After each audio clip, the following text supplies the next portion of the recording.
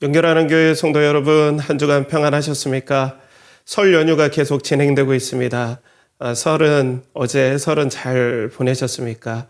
하나님의 은혜가 또 설을 맞이한 우리 성도님들의 영혼과 삶 가운데 풍성하게 부어지길 간절히 축복합니다. 하나님께서 이 한 해도 여러분들과 꼭 동행하길 저도 함께 기도해 드리고 또 안부를 묻고 여러분들의 형편을 위해서 열심히 하나님 앞에 기도하며 여러분들과 함께 하겠습니다. 특별히 이 시간에 우리는 계속해서 제한된 공간 속에서 또 인터넷이라는 과학의 도구를 이용하지만은 하나님께서 그 어느 때보다도 우리는 성령님을 의지하고 성령의 임재를 사모하며 이 시간 우리가 예배 드려야 될 줄 믿습니다. 이 시간 바라옵고 원하기로는 성령께서 풍성하게 충만하게 여러분들의 있는 자리에 임하시길 간절히 축복합니다. 함께 기도하겠습니다. 하나님 아버지, 오늘도 우리는 설 연휴 기간에도 인터넷을 통하여서 또 성령님을 의지하며 예수 그리스도 안에서 함께 모였습니다. 제한된 공간, 좁은 공간, 또 스피커를 통하여서 또 좁은 모니터를 통하여서 우리는 서로를 대면합니다. 이 시간 성령께서 역사하여 주셔서 이 작은 그리고 제한된 이 상황 가운데서도 마음속에 내가 너와 함께하고 또 임재하고 있다라는 은혜의 확신들, 그 성령께서 임재하심이 우리 마음속에 믿어지고 또 확인되어지고 또 격려되어지는 복된 은혜의 역사가 이 시간 있게 하여 주시옵소서. 특별히 말씀을 들을 때 우리 모든 성도들께서 하나님 앞에 직면하게 하여 주시고 또 말씀을 전하는 저에게도 이 시간 성령께서 감화 감동하셔서 하나님의 은혜의 역사, 말씀의 역사의 도구로 쓰임받게 하여 주시옵소서. 예수 그리스도의 이름 받들어 이 예배를 간절히 의탁하고 기도하옵나이다. 아멘. 자, 오늘도 여러분들과 함께 계속해서 요한복음 말씀 나누겠습니다. 오늘 말씀은 부활의 감격을 아는 교회, 부활의 감격을 아는 교회라는 제목으로 요한복음 20장 1절에서 10절까지 말씀을 가지고 여러분들과 함께 말씀을 나누겠습니다. 하나님께서 이 시간 여러분들과 만나주시고 또 여러분들의 마음에 감동하여 주셔서 이 시간 우리가 제한적이지만 하나님의 나라가 여러분들의 마음과 상황 가운데 임하길 축복합니다. 요즘에 연일 북한에서 계속해서 우리에게 막 미사일도 쏘지만은 특별히 금년에 우리가 상당히 북한의 어떠한 정책 기조가 달라진 것들을 우리가 보게 됩니다. 저도 이것을 예의주시하는데요. 연합뉴스 2024년 1월 16일자 뉴스에 보면 이렇게 헤드라인이 이렇게 나와요. 북한, 한국 주적 헌법 명기, 미 전문가들 북핵전쟁 경고라고 이런 헤드라인이 뜨는 것들을 보게 되었습니다. 그러니까 북한이 이제는 우리가 주적이다. 그러니까 너희는 우리 민족이 아니야. 이제부터는 다른 나라야. 그러니까 이전에는 어떻게 우리가 민족에게 핵무기를 쓸 수 있겠냐 했지만 너 우리 위협하면 핵무기 쏴버린다. 이런 식이 된 거예요. 그런데 갑자기 북한이 물론 우리를 많이 위협하고 또 여러 가지 도발은 했지만은 이건 상당히 이례적인 거거든요. 이런 것들에 대해서 이제 전문가들의 분석이 막 들어가잖아요. 저도 좀 궁금해서 자료들을 좀 찾아보고 또 뉴스라든지 유튜브에 있는 나온 자료들, 인터넷에 있는 자료들을 쭉 볼 때 이런 내용으로 좀 압축이 되더라고요. 그게 뭐냐면 이제 북한이 1990년도에 있었던 고난의 행군이라고 하죠. 기근이 엄청나게 심하게 북한 가운데 임해서 수백만이 굶어 죽은 사건. 또 북한에서 원래는 북한은 배급제 사회잖아요. 그러니까 쌀을 나라에서 배급해 줬어요. 그런데 너무나 기근이 심하고 나라가 배급해 줄 쌀이 없으니까 이제 사람들이 배급이 없이 스스로 알아서 찾을 길을 택하고 그러다 보니까 자연스럽게 사람과 사람 사이의 거래가 이루어지고 그런 거래의 장들이 계속해서 확산되면서 장마당이라는 게 생겼어요. 1990년대. 그래가지고 1990년대 태어난 세대들은 북한의 세대들은 나라의 배급을 받은 세대가 아니라 장마당에서 자기가 열심히 뭐 어떻게든 돈을 벌어가지고 곡식들을 사 먹고 양식들을 사 먹은 세대거든요. 이런 장마당 세대. 이런 장마당 세대가 이제는 북한의 성인 계층, 그리고 핵심 계층으로, 일군 계층으로 이제 막 성장을 하잖아요. 근데 여기까지가 문제가 아니라 문제는 다음부터예요. 그게 뭐냐면 이 장마당 세대가 한류의 어떤 컨텐츠를 엄청나게 흡수한 세대예요. 한국의 드라마, 그리고 한국의 노래, 아이돌 다 한대요. 한국의 드라마, 영화들 다 봤다는 거예요. 웬만한 사람들은. 이게 결정타였다는 거예요. 그래서 다른 말로는 북한의 한류가 침공했다라는 표현을 써요. 북한의 한류가 침공했다. 어디로 침공했을까요? 이 장마당, 나라의 배급을 받아먹은 세대가 아니라 스스로 돈을 벌어서 스스로 끼니를 해결했던, 나라를 의존하지 않았던 장마당 세대라는 사람들의 마음과 생각 가운데 침공해버린 거예요. 한류가. 그러니까 나라를 위한 충성보다는 자유를 더 갈망하고 스스로 인생을 개척하는 부분에서 옛날에는 국가를 위해 살겠다 했지만 이제는 그게 아니라는 거예요. 그러니까 북한 당국에서는 딱 이제는 이거 이렇게 하다가 나만이 우리의 민족이다 생각하면 더욱더 콘텐츠를 쉽게 빨아들일 거 아니에요. 장마당 세대가. 그러면 북한 정권에 대해서 북한 정권이 우리에게 해준 게 뭐 있냐, 나한테 뭘 해줬냐, 이런 식으로 계속 가면은 정권의 힘이 약해지니까 정권이 전복되겠죠. 그러니까 아예 예초에 싹을 자른다라는 의미로 이제 너희들은 남한은 우리 민족이 아니다, 주적이다. 그리고 여차하면 너희들 북한이 자기네들 생각하기에 위협을 받는다면 핵으로 우리를 공격하겠다, 이렇게 위협을 하고 있는 상황입니다. 자, 사람의 마음속에 특별히 가장 이 세상에서 가장 폐쇄적인 국가라는 그곳에 한류라는 컨텐츠가 사람들의 마음속에 들어가 버리니까, 침공하니까 사람들의 세계관이 바뀌어버렸어요.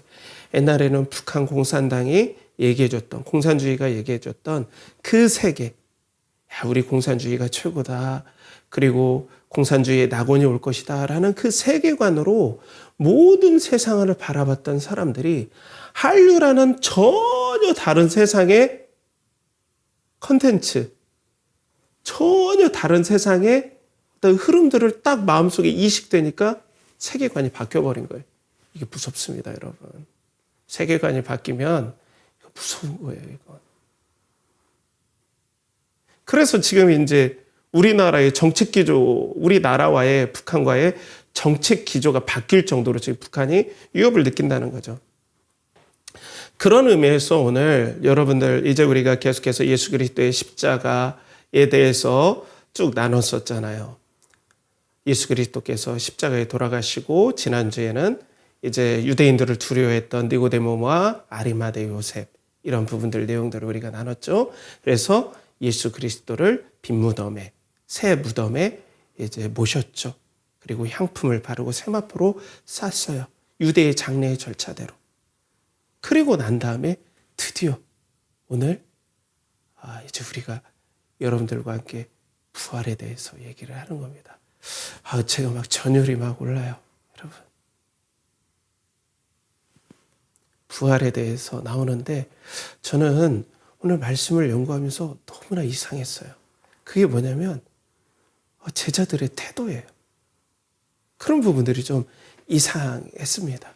아무튼 그건 후에 나누고, 자, 이 부활에 대해서 제가 이제 이 북한과의 관계에서 쭉쭉 얘기했지만은 부활을 팀켈러 목사님의 부활을 말하다라는 그 책에 보면 하나님의 선한 침략이다, 이렇게 규정을 해요.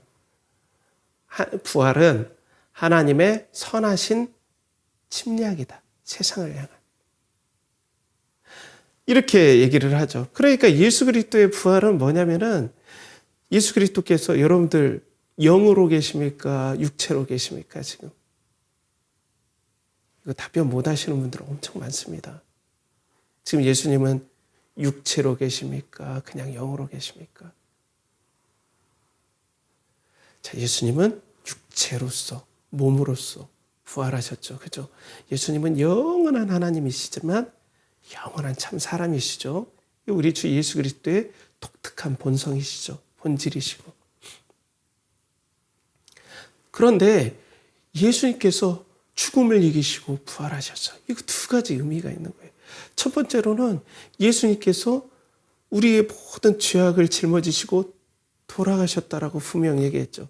그런데 부활을 못하시고 예수님께서도 그러실 리 없지만은 예수님도 죄인이었다라는 게 거꾸로 밝혀지는 거예요. 그런데 부활하셨다는 건 뭐예요? 예수님께서 정말 우리 성도들의 모든 죄를 짊어지고 부활하셨다는 건 다 해결하셨다, 죄를. 그래서 이 예수 그리스도께로 가면 죄가 해결받고 하나님의 관계가 완전히 사랑의 관계로 바뀐다. 이전에는 심판의 관계였는데 진정한 용서와 사랑의 관계로 바뀐다. 두 번째로는 앞으로 하나님의 나라는 우리들이 부활하여서 부활한 육체를 가지고 하나님과 영원히 에덴 동산을 능가하는 그런 엄청난 낙원으로, 그리고 죄와 사망이 없고 눈물이 없는 그곳으로 우리가 하나님과 영원히 동행할 텐데, 그 하나님의 나라의 부활의 모습, 하나님 나라에서 사는 그 사람의 모습을 예수님께서 부활하심을 통하여서 우리에게 이 땅에 먼저 보여주신 거예요. 이 땅으로 선한 침공을 하신 거예요. 자, 봐라. 하나님의 나라가 실제로 완성이 될 것이고 앞으로, 그리고 하나님 나라에서 살아갈 모습을 예수님께서 보여주시는 거예요. 너희들이 장차 살아갈 모습이야. 이렇게 보여주셨다는 거예요. 이렇게 보여주셨는데 오늘 부활절에 이 안식 후 첫날에 제자들의 모습은 기뻐하지 않아요. 그게 제가 너무나 의아했어요. 말씀을 연구하는데. 라는 생각인 거예요. 기뻐하지 않아요. 우리들도 그렇죠, 여러분. 저는 지금까지 여러분 여러 교회에서 사역을 그렇게 해왔어요. 개척교회에서도 해봤고요. 그리고 조그마한 중소교회, 중형교회, 대형교회, 초대형교회에서 다 사역을 해봤습니다. 근데 제가 그 사역을 했는데 제가 또 초교파잖아요. 그러니까 저는 다양한 교단들을 다 섬겨봤어요. 그런데 지금까지 이 부활에 대해서 감격한 교회는 감히 얘기하지만 한 교회도 없었습니다. 그런데 제가 사역했던 교회는 꽤 교단들을 대표하는, 소위 말해서 건강하고 잘 성장하는 그런 교회들이었어요. 부활에 대해서 성도들이 막 감격해서 그것만 생각하면 세계관이 바뀌어서 너무나 행복하고 에너지를 받는 것이 아니라, 오늘 말씀처럼, 오늘 성경에 나온 말씀처럼 그 부활에 대한 그 놀라운 역사가 일어났음에도 불구하고 전혀 거기에 대한 능력과 은혜의 역사들이 없는 것 같은 그런 것들을 제가 사역 현장에서 많이 경험했다는 거예요. 그런데 오늘 이 부활을 경험했던 이 제자들과 하나님의 사람들 사이에 그런 모습이 보이더라라는 거예요. 왜 그럴까요, 여러분? 자, 먼저는 예수님을 진짜 사랑했던 막달라 마리아예요. 여러분들 성경의 사복음서에 다 보십시오. 부활의 증인으로서 가장 먼저 나오는 사람, 가장 먼저 이름이 탁 나오는 사람이 막달라 마리아예요. 이 막달라 마리아는 7 귀신 들린 여자였어요. 이 갈릴리 지역에, 갈릴리 서쪽에 막달라라는 지역이 있는데요. 거기에서 7 귀신이 들려서 완전히 이 귀신이 강하게 들렸는데 예수 그리스도의 치유의 역사, 귀신을 쫓아내는 하나님의 나라의 역사로 말미암아 귀신에서 그리고 죄에서 자유함을 얻고 구원받은. 그러니까 첫 번째로는 이 여인은 예수님의 능력을 정말 강력하게 경험한 여인이에요. 그리고 예수님을 너무나 사랑했어요. 주님으로서. 그래서 자신의 모든 것들을 헌신한 여인이었어요. 갈릴리에서 예수님이 사역할 때 자신의 것으로 예수님을 섬겼던, 서포팅했던 멤버 중에 하나로 이 막달라 마리아가 언급될 정도예요. 그리고 십자가까지 따라왔어요. 죽을 수도 있는데 자기도. 생명을 다해 소중히 여겼어요. 그리고 마지막에 예수 그리스도께서 돌아가셨음에도 불구하고 제자들이 거의 다 떠났음에도 불구하고 이 여인은 예수님의 장례를 준비하는 장례까지도 시신을 다 시신을 이 장례 절차대로 다 마무리 지을 때까지 자리를 지켰던 예수님을 진정으로 사랑하고 존경했던 여인인데 이 여인의 이 부활의 모습을 광경을 보고 어떤 반응이 있는지 한번 우리 말씀을 보죠. 1, 2절에 보면 안식 후 첫날 일찍이 아침 어두울 때에 막달라 마리아가 무덤에 와서 돌이 무덤에서 옮겨진 것을 보고 시몬 베드로와 예수께서 사랑하시던 그 다른 제자에게 달려가서 말하되 사람들이 주님을 무덤에서 가져다가 어디 두었는지 우리가 알지 못하겠다 하니 막달라 마리아가 너무나 놀랐어요. 저도 이제 감사하게도 예루살렘에 가봤어요. 하나님께서 정말 보내주셔가지고 그리고 무덤으로 추정되는 곳을 봤습니다. 돌이 이렇게 두꺼워요. 그거 혼자 못 굴립니다. 그거. 근데 돌이 굴러져 있어요. 깜짝 놀랐겠죠. 예수님의 시신이 없는 것들을 보게 되었죠. 이 여인이. 그러면 예수님께서 사역하시면서 계속 살아날 것을 말씀해 주셨는데 이 여인은 오히려 공포에 사로잡혔어요. 그죠? 그리고 난 다음에 뭐라고 생각했냐면 분명 이 시신을 바리새인이든지 생각하기에 유대인들이 분명 훔쳐서 다른 데다 숨겼다라고 생각해서 충격을 받은 거예요. 그러니까 이 여인은 어때요? 그냥 사람은 죽으면 끝이다라는 생각과 세계관이 있는 거예요. 그러니까 예수 그리스도께서 부활하셨음에도 불구하고 전혀 기쁘지 않은 거예요. 그런 일은 그 여인의 마음에 조금도 없는 거예요. 그렇게 사랑하고 헌신했음에도 불구하고 이 부활의 은혜가 전혀 이 여인에게 에너지가 되지 못하고 은혜가 되지 못하는 거예요. 그러니까 우리가 교회, 한국 교회가 어떻습니까? 이 부활의 능력, 하나님 나라의 소망으로 은혜를 받지 못하고 정말 제가 안에서 보면 헌신되고 정말 목사님께 순종하고 또 기도 열심히 하고 하는데 이 은혜가 조금도 마치 기름과 물처럼 조금도 성도들의 삶에 침입하지 못한다라는 느낌을 제가 받았어요. 여러분들은 좀 어떠신가요? 부활의 은혜가 여러분들의 삶을 막 사로잡나요? 예수 그리스도의 살아나심이 여러분들의 모든 생각과 마음과 인생을 사로잡아서 이 땅을 살아갈 어떤 에너지가 되나요? 그렇지 않다면 뭔가 좀 이상한 거 아닐까요? 우리가 이상하다는 표현을 좀 이해해 주세요. 뭔가 우리가 정상적으로 주님께서 원하시는, 하나님께서 원하시는 그런 모습이 아니라는 건 분명하잖아요. 그죠? 자, 조금 더 보게요. 그렇다면 제자들을 한번 보십시오. 베드로는 수제자입니다. 헌신되었죠. 많은 걸 경험했어요. 비록 실수는 했어요. 예수님을 3번 부인하는.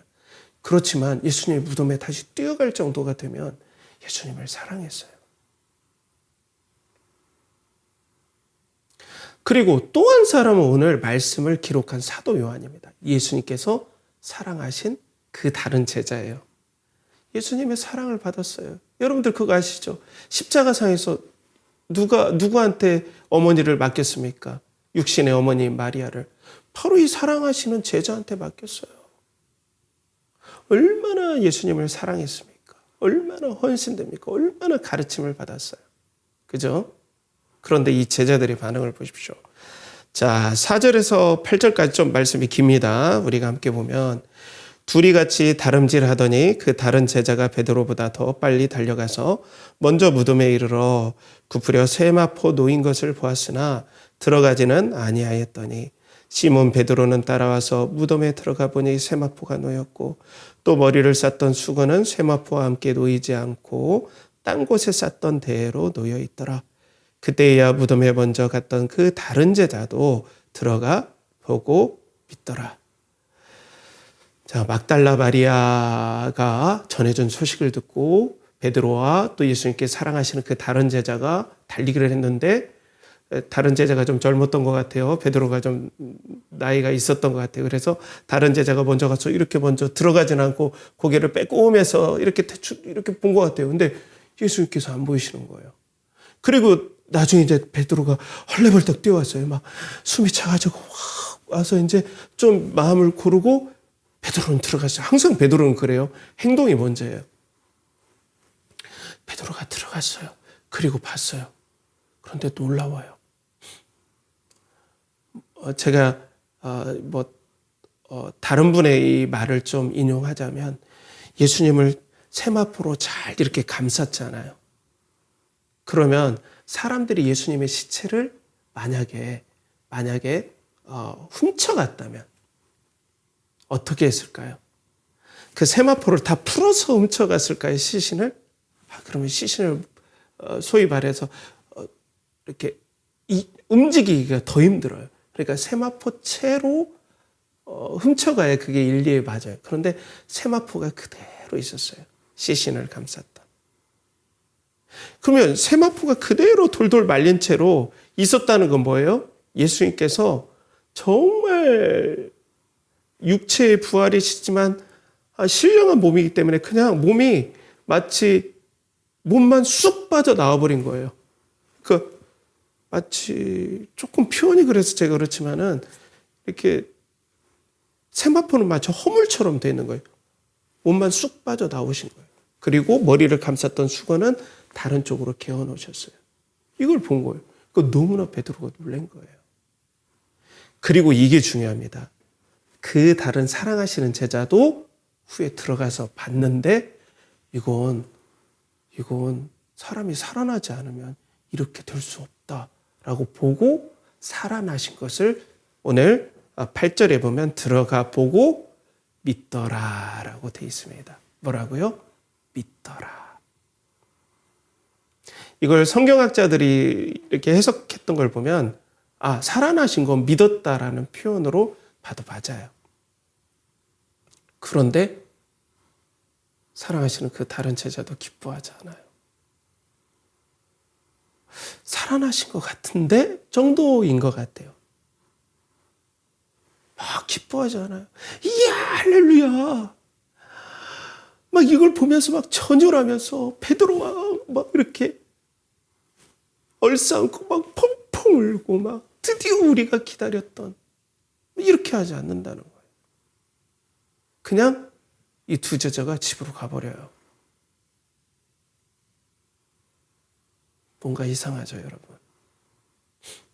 자, 이걸 이제 사도 요한이 이제 이 해석을 달아놔요. 9절에 보면 그들은 성경에 그가 죽은 자 가운데서 다시 살아나야 하리라 하신 말씀을 아직 알지 못하더라.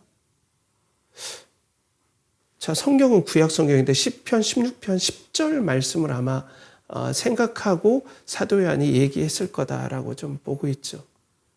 주의 거룩한 자로 썩임을 당치 않게 하리이다. 그러니까 분명 이들은 말씀을 알았죠. 그런 말씀이 있다라는 건 분명 베드로도 사도 요한도 알았을 거예요. 그런데 그 의미를 깨닫지 못한 거예요. 말씀은 알지만 해석을 못한 거예요. 그 깊은 의미를. 그렇죠? 그러면 사랑하는 성도 여러분, 지금 사도 요한은 이 모든 일이 다 이루어지고 예수님의 부활하신 예수님을 나중에 만났고 또 부활하신 예수님께서 예수님에게 어떻게 했어요? 40일 동안 하나님의 나라에 대해서 부활에 대해서 다 배워서 그 말씀을 보고 깨달은 거예요. 성령이 임하시고 난 다음에. 그러니까 중요한 건 뭐예요? 예수님을 통해서 부활과 하나님의 나라에 대해서 배운 거예요. 요즘으로 말하면 교리적인 해석을 예수님께 배운 거예요. 부활하신 예수님께. 그리고 난 다음에 왜 이들이 방황하고 왜 이들이 기뻐하지 않았나? 부활의 그 의미, 부활의 우리들에게 전해주는 이 세상으로 침공한 하나님의 선한 침략. 그 하나님의 나라가 이 부활하여서 하나님과 영원히 동행할 그 모습을 예수께서 미리 부활하심으로 보여주신 하나님 나라가 있다란 하나님 나라가 우리의 삶 가운데 침공해버린 거예요. 이 땅의 삶이 전체가 아니다라는 걸 예수님께서 보여주신 겁니다. 사랑하는 성도 여러분, 이거라는 거예요. 우리가 부활을 이렇게 이해해야 된다는 거예요. 하나님의 나라가 100% 올 수밖에 없고 100% 올 수밖에 없다는 것이 미래에 있어야 할 부활할 사람의 모습이 예수님께서 현재로 그 당시의 현재고 지금 우리의 삶 가운데 미리 보여주신 거예요. 침공하신 거예요. 100% 하나님 나라가 올 수밖에 없고 그 나라가 완성될 수밖에 없다는 걸 보여주는 거예요. 그래서 사도행전 1장 3절에 이렇게 나오죠. 그가 고난 받으신 후에 또한 그들에게 확실한 많은 증거로 친히 살아계심을 나타내사 40일 동안 그들에게 보이시며 하나님 나라의 일을 말씀하시니라. 예수님께서 부활하신 다음에 며칠간 제자들과 함께 하셨어요? 40일간. 그래서 무엇을 말씀하셨어요? 하나님 나라의 일을 부활하셔서 너희들도 이렇게 나처럼 몸으로 부활할 거야. 그리고 내가 사탄과 모든 것들을 다 승리했어. 그리고 하나님 나라는 앞으로 지금 시작되었고 완성될 일만 남았다. 이런 모든 가르침을 말씀하셨죠. 예수님께서 해석해 주신 거예요. 이걸 다시 부활 후에 제자들이 배웠어요. 그리고 난 다음에 이들이 성령이 임하고 그 예수님께서 말씀하신 그 일이 실제로 성령님께서 임하심으로써 더 확증을 해주셨죠. 성령께서 우리 영혼에 임하심으로 어때요? 예수님처럼 이제는 마지막 날에 부활이라는 확실한 증거가 성령님께서 예수님을 살리듯이 우리를 살리실 거니까 이 예수님께서 성령님께서 오심을 통해서 더욱더 제자들은 말할 수 없이 기뻤던 거예요. 진짜 이 세상은 이제 예수님 말씀대로 그 심판의 때가 임하고 우리 진짜 이 성령님이 계시기 때문에 우리도 예수님처럼 부활하는구나. 영원한 참 우리도 신령한 육체를 가지고 부활하는구나. 하나님 나라가 이제 곧 완성되는구나. 그러니까 두려움이 없는 거예요. 이렇게 되는 거죠. 그러니까 기존의 부활에 대한 모든 부분들을 예수님은 어때요? 부활하신 다음에 엠마오로 가는 제자들에게도 모세와 및 시편에 나타난 예수님의 부활에 대해서 다 설명해 주세요. 해석해 주셨다는 거예요. 그러니까 오늘 뭐예요? 오늘 이 말씀을 받는 교인은 이 말씀을 읽을 때 어떤 느낌이 들까요? 우리는 사도들한테 부활의 어떤 의미를 알았는데 그 당시 제자들 그리고 사도들은 이거 그것을 몰랐구나. 아이고 얼마나 놀랬을까. 이렇게 보겠죠. 초대교회 성도들이. 이 놀라운 부활의 역사를 알았다면 성령께서 우리에게 임하셔서 우리도 예수님처럼 부활하고 하나님의 나라가 벌써 예수님을 통해서 나중에 하나님 나라가 완성되면 예수님처럼 부활의 이 모습이야 라고 우리들에게 보여줬기 때문에 우리는 어때? 이 땅에 살면서 고난지고 눈물 짓고 때로는 상처받고 하지만은 용기를 내고 고난을 이겨내고 또 우리가 비록 이 땅에서는 때론 노예로 살거나 아니면은 성공하지 못했던 것 같고 또 재능이 다른 사람보다 못한 것 같고 성공을 못한 것 같지만 장차 하나님 나라가 100% 임한다. 이것을 예수님께서 가르쳐줬기 때문에 성도들은 부활의 소망으로 하나님 나라의 소망으로 모든 세계관과 시야가 바뀌어버린 거예요. 북한 사람들 장마당 세대가 공산주의가 얘기했던 그런 시야로 세상을 봤다가 이제는 한류 콘텐츠를 통해서 다른 세상이 있네 이걸 알았던 것과는 차원이 다른 완전 세상을 바라보고 자기를 바라보는 시야가 그리스도 안에서 완전히 바뀌어버린 거예요. 그러니까 고난에 대해서 너무나 강력한 거예요. 이들 마음속에는 하나의 스토리가 생긴 거예요. 나도 앞으로 하나님 나라가 이렇게 진행될 텐데 나는 여기에 있구나. 그러니까 난 고난을 견딜 거야. 그리고 죄와 싸울 거야. 이 땅에서 근신할 거야. 그리고 계속해서 주님의 임함을 소망하면서 믿음으로 살 거야. 라는 새로운 관점들, 새로운 인생 이야기가 이들의 마음 가운데 생기게 됐다는 거예요. 초대교회 성도들에게. 그러니까 사랑하는 성도 여러분, 오늘 성경은 우리에게 무엇을 말씀해 주십니까? 하나님께서는 여러분들에게 무엇을 도전하십니까? 그건 뭐냐면 진정으로 건강한 교회는 부활의 소망과 능력으로 가득 찬 교회다. 부활의 능력이 있는 교회다. 성도들이 부활을 통하여서 시야가 변하고 인생관이 변한 그런 교회가 바로 하나님께서 기뻐하시는 교회다라는 거예요. 그런 은혜가 우리 연결하는 교회 성도들, 지금 예배를 드리는 성도님들 영혼 가운데 성령께서 역사하셔서 하나님의 선한 부활의 침공으로 말미암아 여러분들의 시야가 바뀌길 축복합니다. 그러니까 돈을 많이 벌어서 성공해서 뭐 그런 일들이 있을 수 있죠. 하지만 그게 목표가 안 되는 거예요. 부활의 시야가 들어와 버렸고 예수님께서 부활하시게 믿어졌기 때문에 그게 인생 목표가 아닌 거예요. 혹시 많이 벌더라도 그걸 위해 살지 않는 거예요. 거기에 행복이 있다는 것은 이미 이 사람 마음속에 없는 거예요. 부활이 체험되면서 하나님 나라의 소망이 있는 거예요. 그러니까 물질도 청직인 거예요. 이거는 내 거 아니지. 그러니까 선한 일에 열심히 섬기는 거예요. 나의 야망과 나의 욕심을 채우기 위한 도구가 아닌 거예요. 현재 고난이 와도 마찬가지예요.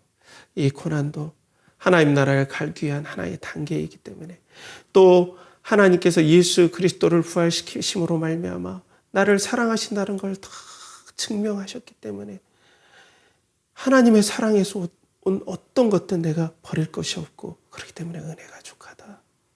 내가 마음의 고통도 하나님의 선한 사랑 가운데 있고 인간관계의 어려움도 하나님의 선한 사랑 가운데 있고 건강의 약함도 하나님의 사랑 가운데 이루어진 거기 때문에 하나님이 나를 이렇게 무한히 기뻐하시기 때문에 내가 예수 그리스도의 그 부활을 내가 믿고 바라본다면 하나님의 사랑을 의심할 수가 없어. 그리고 그때 주님을 만나서 이걸 다 말씀드려야지라는 그런 소망 가운데 힘들어도 낙심하지 않고 하나님의 평강을 우리가 누릴 수 있게 되는 거죠. 이걸 예수님께서 오늘 여러분들에게 누리게 해주시고 싶은 거예요. 이걸 피 흘리시면서 여러분들에게 주고 싶어 하시는 겁니다. 얘들아, 그렇게 살려고 하는 게 아니야. 그런 관점이 아니야, 얘들아. 내가 피를 흘려서 너에게 주는 이 선물을 받아라. 라고 오늘 예배드리는 우리 연결하는 교회 성도들에게 도전하고 또 격려하고 또 환기시켜 주시는 거예요. 그래서 건강한 교회는 부활의 능력으로 세계관이 바뀐 교회, 세계관이 바뀐 성도임을 오늘 말씀에서 보여주는 거죠. 그런 은혜가 우리 연결하는 교회 성도들에게 부어지길 간절히 축복해요. 성령께서 감동하시길 축복합니다. 자, 그런데 오늘 예수님께서 부활하신 다음에 제자들에게 부활에 대한 어떤 하나님 나라에 대한 관련성에 대해서 다 40일 동안 가르쳤죠. 그러니까 이게 교리적인 거예요. 어떻게 보면 우리가 교리에 대해서 좀 부정적인 시야를 가지고 있지만 교리는 우리 인생의 관점을 바꾸는 정말 선한 도구 중에 하나예요. 그런데 중요한 건 뭐냐면 예수님께서 가르쳐준 그 가르침을 사도들이 교회에게 성경을 통하여서 기록을 해 주셨죠. 그렇기 때문에 우리는 어때요? 사도들이 가르쳐준 가르침을 통하여서 부활을 해석하고 또 우리가 앞으로 나가야 될 삶에 대해서 생각을 하는 거잖아요. 그런데 요즘 세대는 여러분 기준이 없어진 세상이에요. 이게 지금 우리에게 직면한 어떤 위험 아닌 위험입니다. 물론 무조건 이게 나쁘다고는 저는 보지 않아요. 왜냐하면 이전에는 하나의 기준만을 생각했기 때문에 사회 전체가 때문에 너무나 독단적이고 그리고 또 차별하고 이런 부분들이 많죠. 인종차별, 그리고 다양성을 무시한 것들, 서양 문화만 좋고 우리 동양 문화는 뒤떨어졌다. 이런 관점들이 있는데 요즘은 많이 바뀌었죠. 그런 긍정적인 부분도 있지만 우리가 신앙의 이런 말씀, 교리를 붙잡는 부분에서는 상당히 부정적인 측면도 많아요. 그러니까 내 관점, 내가 해석하는 게 곧 내 관점, 그리고 진리다라는 시대에 사는 거예요. 그러니까 세계관이 수억 개가 될 수 있는 거예요. 나는 이렇게 생각하는데 난 그거 아니라고 봐. 그러면 끝이에요. 이런 세상에 살고 있다는 거예요. 그러니까 예수님께서 부활의 관점을 제시하면 나는 신앙생활이 그거 아니라고 생각하는데요. 이렇게 하면 어떻게 되는 거예요? 물론 성도가 그렇게 될 수는 없겠지만. 그러니까 여러분들 보십시오. 요즘 영화에 보면은 옛날에는 배트맨에서 조커가 악당이잖아요. 여러분들 영화 좋아하시면. 저도 옛날에 그 배트맨 영화를 한번 본 적이 있는데 조커가 악당인데 거꾸로 조커가 주인공이 돼버리는 거예요. 악당이. 그래서 그걸로 작품상도 타고 어떤 영화상도 타고 막 그랬더라고요. 이전에 악당들이 이제는 주인공으로 나와요. 왜? 관점을 바꿔버리면 된다. 선악의 기준이 없어져 버렸어요. 때문에 부활 소망으로 우리가 살아야 되는데 부활이 이렇게 중요하다 그러는데 성도님들이 나는 부활이 아니라 지금 당장의 고통이 해결돼야 돼요. 이러면 할 말이 없는 거예요. 여러분들, 오늘 우리는 부활을 통하여서 이 세상을 바라보는 관점을 가져야 될 줄 믿어요. 교회는 그런 곳입니다. 부활이 이 세상에 하나님 나라를 침공시킨 통로가 되신 거예요. 부활을 통하여서 우리는 하나님 나라의 소망을 가지는 겁니다. 세계관이 바뀌는 거예요. 인생관이 바뀌는 거예요. 돈을 위해서 사는 인생이 아니에요. 거기에 행복이 없다라는 게 이미 증명이 돼버린 거예요. 부활을 통하여서. 또 고난에 대한 다른 해석들이 막 나와요.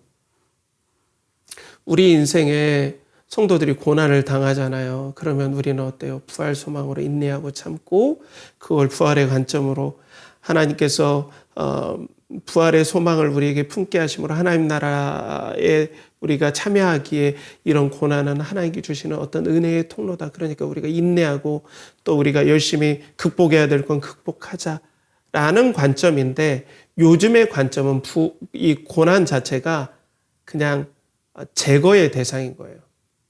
고난은 없어져야 된다라는 관점이 있는 거예요. 왜냐하면은 이런 하나님의 섭리에 대해서 세상은 그런 게 아니라 요즘은 무신론의 관점들이 많기 때문에 이 고난이라는 건 세상에 그냥 아무런 의미가 없는 고통인 거예요. 쓰레기인 거예요. 쉽게 얘기해서. 이 쓰레기는 없애버려야 되잖아요. 근데 이 부활의 관점에서 보면은 예수님의 십자가도 다 의미가 있는데 우리도 예수님의 남은 고난에 참여해야 될 거 아닌가라는 의미를 주잖아요. 근데 요즘 세상은 어때요? 고난은 의미가 없다. 그냥 악이다. 쓰레기다. 그러니까 없애버려야 된다. 이런 거예요. 그러니까 교회에서는 어때요? 이런 부활의 관점으로 소망을 얘기해 주기보다는 비전이라는 다른 관점, 제가 자주 얘기하지만 비전을 성공의 의미로 사용을 하잖아요. 비전이라는 관점으로 해서 돈과 그리고 성공을 하면은 지금 너의 고난이 없어질 거야. 그걸 하나님이 도와줘. 그러니까 교회에서 열심히 너네들 봉사하고 여러분들 그렇게 하셔야 돼요. 라는 관점으로 하다 보니까 전혀 부활의 능력이 끼어들 어떤 공간이 없는 거예요. 그러니까 성도들은 더 고난을 없애면 없애려고 할수록 더 우울해지고 더 약해지고 더 시들어간다는 거예요. 부활이 전혀 기쁨이 안 된다는 거예요. 그들은 헌신하지 않았습니까? 지금 우리 성도들이 헌신하지 않나요? 한국 성도들이? 진짜 헌신적이죠. 그런데 힘이 없어요. 이런 이유 때문에 그런 경우가 많아요. 그리고 중요한 것은 성도들의 어떤 세상을 보는 관점이 부활의 관점으로 변하지 않았기 때문에 그래요. 결국에는. 지금 그 얘기를 해오고 있지만.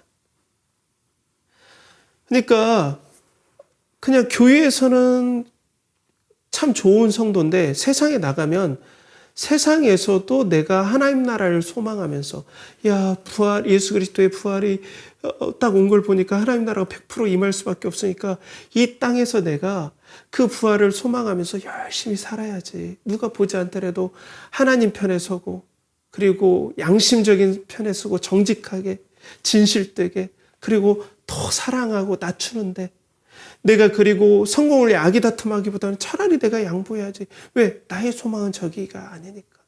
그리고 하나님께서 나를 인도하시고 채워주실 거야. 이런 관점으로 세상도 동일하게 교회에서 있었던 섬김의 관점이 연장되어서 하나님 나라 관점으로 이렇게 가야 되는데 이게 단절이 계속 된다는 거예요. 왜? 그런 세계관이 없다는 거예요. 교회 가면 교회 종교인으로서의 세계관은 있지만 세상으로 가면은 그냥 세상 사람이 된다는 거예요. 그래서 지용근 대표님이라는 목회 데이터 연구소를 운영하시는 분이 3040 이노베이션 목회 전략이라는 세미나에서 했던 내용을 제가 좀 봤는데요. 재밌는 이야기를 하시는 거예요.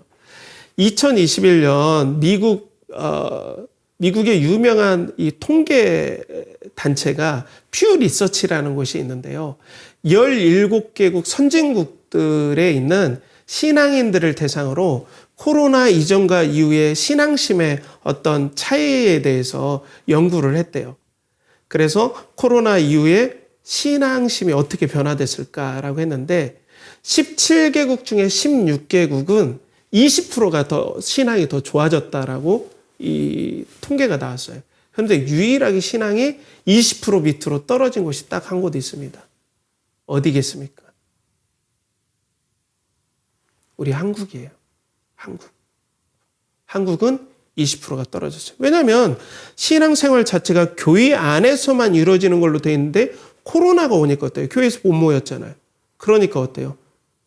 이것이 흔들리니까 완전히 다 무너져 버린 거예요. 신앙이. 그래서 더 떨어져 버린 거예요. 그래서 지용근 대표님이 이제 세미나 가운데 이런 얘기를 하시더라고요. 한국 교회는 교회 들어올 때 신발과 나갈 때 신는 신발이 다르다라는 우스갯소리를 그렇게 하시더라고요. 사랑하는 성도 여러분, 그러니까 우리는 교회 성장을 위해서 아니면은 돈을 많이 벌고 성공하는 그런 입장에서의 신앙관을 가지면 부활은 전혀 기쁘게 되지 않아요. 여러분들 부활절에 막 설레고 그래요? 막 감격스러워요? 잠이 안 와요? 그러진 않잖아요. 부활이 전혀 우리의 삶 가운데 녹아들질 않아요. 세계관을 바꿔주질 않기 때문에 교회에서는 종교인으로 살지만 세상은 세상 사람처럼 사는 거예요. 그러니까 전혀 우리 삶 가운데 부활은 기쁨이 되지 않는다는 거예요. 그러니까 이런 성도를 대상으로 설교를 하고 사역을 해야 되니까 그냥 세상적인 관점으로 고통을 없애주는 관점으로 성공의 관점으로만 교회가 그 전략으로 왔다는 거예요. 그러니까 완전히 부활을 기뻐하지 않는 이상한 제자들처럼 심지어는 헌신된 막달라 마리아가 당황하는 것처럼 세상 일에 당황하는 거예요. 자, 그러니까 사랑하는 성도 여러분, 정말로 교회는 그리스도의 것입니다. 맞아요. 그리스도가 원하는 대로 그렇게 사역을 해야 되겠죠. 우리 교회가 그렇게 되길 간절히 소망합니다. 한국 교회가 그렇게 되길 간절히 소망합니다. 예수님께서는 우리들이 그러면 이 부활의 소망을 어떻게 회복시켜 주실까요? 오늘 에베소 4장 11절에 성령을 보내주시면서 교회에 어떤 일을 하시는가에 대해서 나와요. 예수님께서 그게 11절에 이렇게 나옵니다. 그가 어떤 사람은 사도로, 어떤 사람은 선지자로, 어떤 사람은 복음 전하는 자로, 어떤 사람은 목사와 교사로 삼으셨으니. 성령님을 부어주셔서 은사 제능을 통해서 교회에서 대부분 이 부분들이 뭐예요? 가르치는 직임을 은사로 부여하셨다. 성령께서. 가르치는 직임을. 어떤 가르침일까요? 사도로부터 온 그 부활의 기쁨과 감격을 성령님을 통해서 받은 사람을 세워주셔서 그 사람들의 성도들에게 이 말씀을 교리적으로 잘 가르쳐주고 이 뜨거운 마음과 함께 가르쳐줬다는 거예요. 예수님의 부활이 여러분 이렇게 놀랍습니다. 하나님 나라가 우리의 삶 가운데 진공해 온 겁니다. 그러니까 예수님의 부활을 묵상할 때마다 우리는 어때요? 이 땅이 영원한 것이 아니라 하나님 나라가 100% 올 수밖에 없다는 걸 확신하니 우리 믿음으로 삽시다. 세상에 나가서 우리가 크리스천답게 손해를 두려워하지 맙시다. 돈을 따라가지 말고 믿음을 따라갑시다. 섬깁시다. 섬김이 참 어려워요. 저희 집에서도 이제 막 이렇게 나눠서 섬기는데 밥상을 닦는 것도 저희 자녀들이 고민할 때가 있습니다. 저는 뭐 그걸 이해는 해요. 섬기는 게 쉽지 않아요. 훈련이 쉽지 않아요. 근데 어때요? 예수 그리스도께서 으르차기를 높이는 자는 낮아지고 인자 온 것은 섬김을 받으려 함이 아니라 도리어 섬기려 하고 자기 목숨을 많은 사람의 대속물로 주려 하려 함이라. 이 말씀처럼 하나님 나라는 섬김의 나라요, 낮아지는 자의 나라요. 이게 아니까 우리가 어때요? 하나님 나라가 벌써 예수님을 통해서 침공에 들어왔는데 그런 나라에 영원히 살 거니까 우리는 그렇게 사는 거죠, 세상에서도. 교회가 그걸 가르치는 겁니다. 그걸 예수님께서 사람들을 세워서 교회에 목사가 그런 목사를 세워서 예수님은 다시 교회를 일으키실 겁니다. 저는 그런 교회가 우리 연결하는 교회가 되길 간절히 축복합니다. 그러니까 이런 건강한 교회는 어때요? 예수님께서 기름 부으신 교회는 그리스도에게 완전히 사로잡힌 교회, 동경하는 교회예요. 그리스도의 부활을 동경하는 교회예요. 장차에 임할 하나님의 나라를 동경하면서 가니까 어때요? 부활을 생각하면 세계관이 바뀌어버린 거예요. 성공을 위해 살지 않고 청지기로서 맡겨주신 사명을 감당하려고 열심히 사는 거예요. 공부도 그렇고 직장도 마찬가지예요. 나의 다른 야망을 위해서 사는 게 아니에요.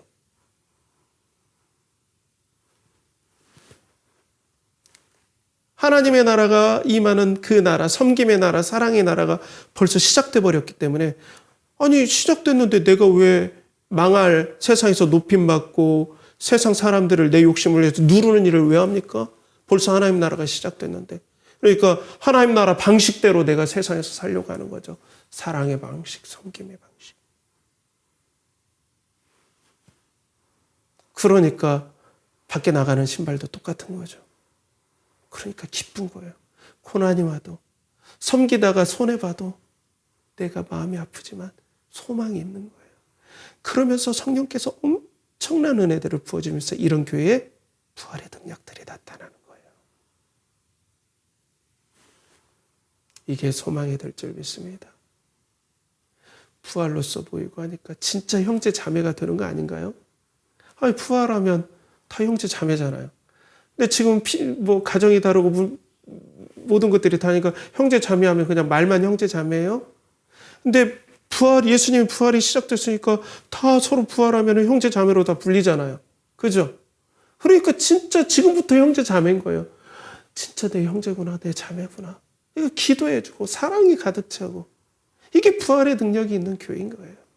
이렇게 예수님은 예수님의 부활에 사로잡히고 그리스도를 사랑하고 부활의 능력을 아는 사람들을 성령의 은사를 줘서 세워감으로 예수님께서 교회를 일으키신다는 겁니다. 부활의 감격들을 회복시켜 주신다는 거예요. 그런 교회가 우리 교회가 되길, 또 한국 교회가 되길, 전 세계에 이런 은혜들이 퍼지길 간절히 소망합니다. 그래서 예수님께서 제자들에게 40일 동안 하나님 나라에 대해서 설명하시고 또 말씀을 통해서 계속 해석해 줬던 그런 것들을 사도를 통해서 우리가 전승을 받고 그 말씀을 통해서 그 말씀을 계속해서 이어온 것들이 종교개혁이잖아요. 그래서 종교개혁을 통해서 우리가 교리가 정립된 것들을 잘 정리한 것이 영국에서는 웨스트민스터 소요리 문답 신앙 고백서로 정립을 했단 말이에요. 그래서 오늘 형제님과도 그런 부분들을 나누고 있어요. 그러니까 이것들을 나눌 때 대충 하지 맙시다.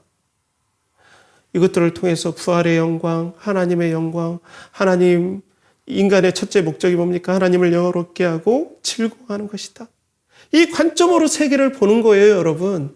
우리 교회가 그런 관점으로 하나님의 영광을 위해서 그리스도를 동경하고 사랑을 하는 것을 위해서 열심히 모여야 돼요. 그러니까 우리가 나눔을 가질 때 대충 해야 되겠습니까? 아니에요. 여러분들도 기도하시고 준비하셔야 돼요. 우리 형제님뿐 아니라 또 저희 자녀들도 교인이니까 이제 저희 자녀들도 이걸로 교육을 하려고 해요. 곧 있으면. 잘 준비합시다. 우리 학생들도 잘 준비합시다. 우리 형제님 잘 준비해 주세요. 예수님이 형제님에게 주신 귀한 선물입니다. 그러니까 잘 준비합시다. 그리고 우리 계속 우리 교회 목표대로 그리스도를 동경하면서 부활하신 그리스도를 동경합시다. 하나님 나라가 우리 영혼에 그리고 이 세상에 침공해 버렸습니다. 이제는 세상이 우리에게 보여주는 야, 돈 많이 벌고 야, 사람들 높은 지혜 가고 성공하고 다른 사람들 앞에 높임을 받는 게 인생의 성공이야. 이 관점이 아니라 하나님 나라의 부활의 역사가 침공했기 때문에 우리는 사랑하고 섬길 거야. 예수님처럼. 믿음으로 살 거야. 세상에 나가서도 정직하게 살 거야. 왜? 하나님 나라가 시작돼 버렸기 때문에 하나님 나라 방식대로 살 거야. 이렇게 우리가 결단합시다. 공부도 왜 합니까? 대학 가려고 하는 것도 중요하지만 하나님께서 만드신 세상을 잘 배울 거야. 우리 가정에서도 어떻습니까? 서로 섬깁시다. 하나님 나라가 시작되었습니다. 이런 은혜가 우리 연결하는 교회 성도들에게 부어지길 간절히 축복합니다. 그리고 행복한 설날 연휴 되시고 또 강건하게 또 만나길 축복해요. 함께 기도하겠습니다. 하나님 아버지, 오늘 이 부활에 감격을 하는 교회로서 우리 연결하는 교회가 세워지기를 원합니다. 주여, 부활이 예수 그리스도의 부활이 시작되었고 또 하나님 나라가 시작되었습니다. 장차 하나님 나라가 우리 가운데 완성될 것입니다. 그러니 우리 믿음으로 살기를 원합니다. 사랑으로 섬기길 원합니다. 기도해주고 예수 그리스도를 더욱더 소망하기를 원합니다. 완성될 하나님 나라를 바라보고 부활을 소망하기를 원합니다. 그런 은혜가 부어지길 간절히 바라고 원합니다. 이를 간절히 바라고 원하며 이제는 우리 주 예수 그리스도의 은혜와 하나님의 극진하신 사랑과 성령의 내주 교통하심이 부활의 감격을 알며 부활의 소망으로서 세계관이 바뀌고 인생관이 바뀌어서 서로 사랑하고 섬기며 믿음으로 살고자 하는 사랑하는 연결하는 교회 성도들의 영혼과 가정과 직장과 사업체와 하는 모든 일과 드린 모든 것에 이제로부터 영원토록 함께 하시기를 간절히 축원하옵나이다. 아멘.